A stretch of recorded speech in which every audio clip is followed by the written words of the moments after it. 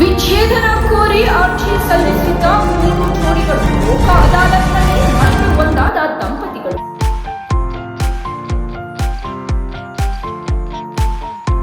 Hi hello ನಮಸ್ಕಾರ, supreme ಟಿವಿಗೆ ಸ್ವಾಗತ.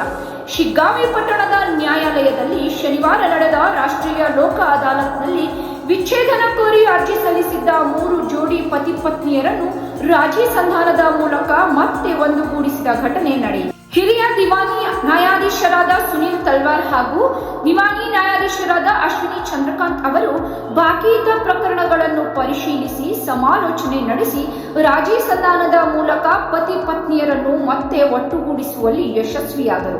ಒಳ್ಳೆಯ ಆರೋಗ್ಯ, ಒಳ್ಳೆಯ ಜೀವನವನ್ನು ಸಾಗಿಸಲು ನೆರವಾಗಲಿ, ಅವರು ಹಿಂದೆ ಬೆನ್ನೆಲುಬಾಗಿ ನಿಂತ್ಕೊಳ್ಳಿ ಅಂತ ಹೇಳ್ತಾ ನಾನು ಹೇಳ್ಬಾರ್ದು.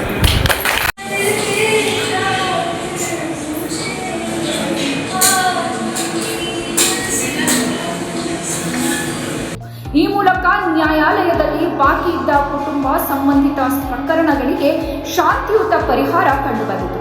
ವರದಿ Manjunath H, supreme TV Shiggaon. ನೋಡ್ತಾ ಇರಿ ಸ್ವಚ್ಛ ಸಮಾಜಕ್ಕಾಗಿ ಸುಪ್ರೀಂ ಟಿವಿ.